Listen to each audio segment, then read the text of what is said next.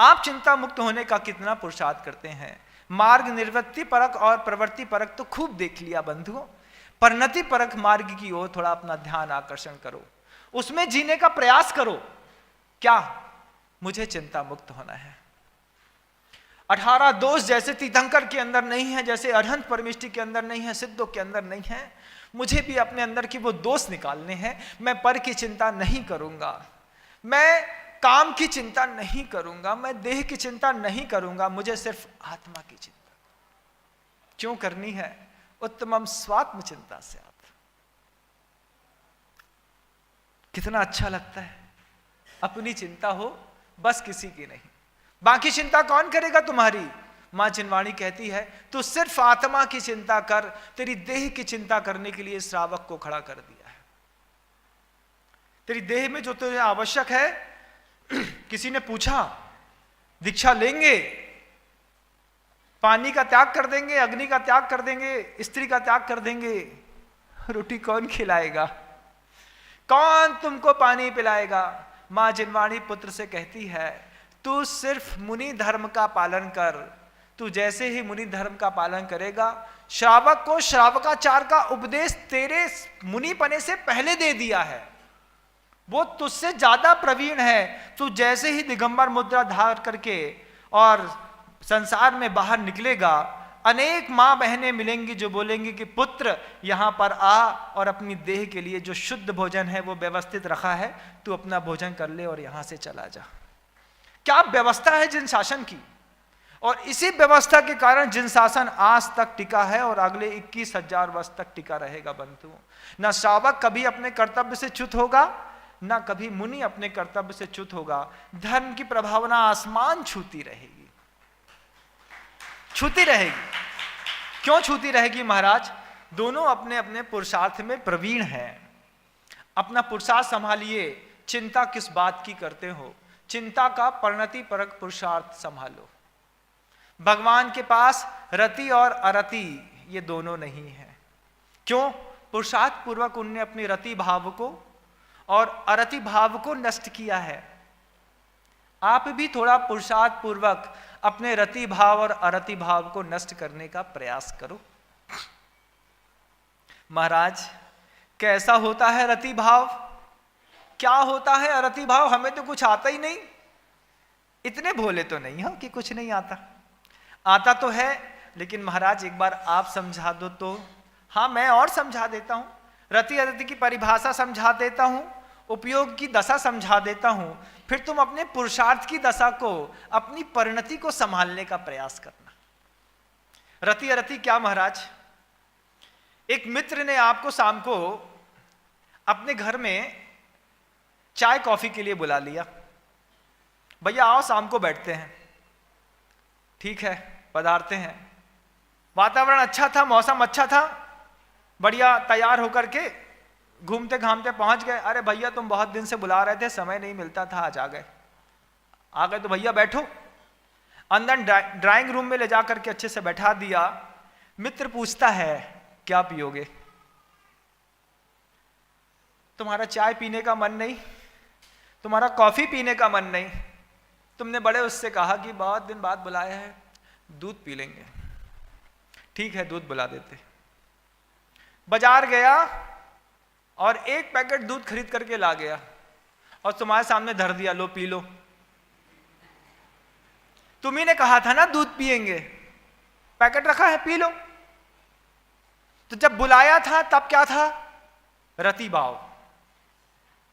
उत्साह से गए उसके पास, रति है अंदर, तब तो गए। तुम्ही ने कहा दूध पिएंगे, हाँ, दूध का पैकेट रख दिया, लो पी लो। अरति भाव, ऐसे नहीं पिएंगे, गर्म करके दो। अच्छा, गर्म करके? ठीक है, गर्म कर देते हैं। गर्म कर दिया, पैकेट खोल करके गर्म करके दूध दे दिया। अब तुमको रति भाव। किस बात का रति भाव? कि दूध गर्म करके मांगा था, गर्म दे दिया। अब गर्म तो दे दिया, रति भाव पैदा हो गया। जैसे ही मुंह में डाला तो देखा शक्कर नहीं, शक्कर नहीं तो फिर क्या? अरति भाव। शक्कर तो और डाल देते, साधना के माध्यम से आज भी साधकों के अंदर इतनी साधना तो है कि वो नमक और बूरे का त्याग कर सकते हैं, कर दिया है। लेकिन आचार्य कहते हैं सिर्फ नमक और बूरे का त्याग करने का नाम साधना नहीं है। उपयोग की दशा, मान लो जब आप बिना बूरे का, बिना शक्कर का दूध पी रहे हो, उस समय पी जाना तो साधना है, लेकिन सद्भाव को व्यवस्थित रखना कितना कठिन होता है। सब्जी में नमक नहीं डाला, दिमाग खराब, क्या आहार तो पूरे अच्छे हुए, गरम भी था, अच्छा बना था, लेकिन नमक नहीं डाला। सद्भाव रखना कितना कठिन है। घर के अंदर ठंडी दाल मिल जाए, सद्भाव रखना कितना कठिन है। खा जाना तो सरल है, खा गए, क्या कर सकते हैं, खाना पड़ता। रति भाव, अरति भाव, कैसा खेल है, कैसे फंसे हुए हैं हम। तो उसने दूध दे दिया, दूध पी के देखा, एक घूंट, शक्कर नहीं, अरति भाव। अब अरति भाव, उसके बाद वहां से उठा करके दूध की गिलास रख दी, रखने कर बोलता भैया हमारे यहां सेल्फ सर्विस चलती है, गिलास खुद धोने के रखनी पड़ेगी। अरे तुमने हमको घर के अंदर बुलवाया और बर्तन धुलवा रहे। फिर अरति भाव पैदा हुआ कि नहीं हुआ। ये रति और अरति के बीच में तुम्हारे उपयोग की दशा कितनी फंसी है। जिंदगी भर, दिन भर रति अरति, रति अरति, रति अरति, कैसे झूलते रहते हो। इसी में जीवन चलता रहता है। रति अरति से बचे तो राग द्वेष, राग द्वेष से बचे तो किसी और चीज में।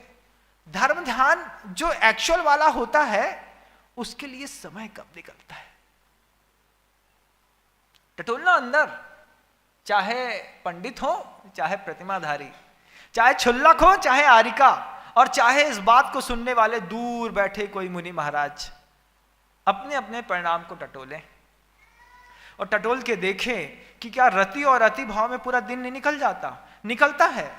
उसने कहा कि तुमको गिलास धोनी है, फिर अरति भाव, और जब सब होने के बाद जाने लगे तो उसने कहा इतने दिन बाद हमारे पास आए, बहुत दिन से सोच रहा था तुमको बहुत कुछ अच्छा देना है। उसने 1 लाख रुपए का टीका कर दिया।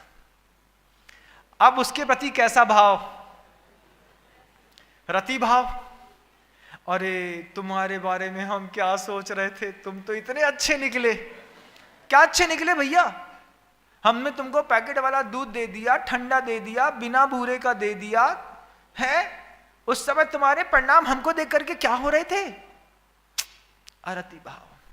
अब कैसे हो रहे हैं जब तुमको हमने 1 लाख रुपए को टीका लगा दो सो, रति भाव।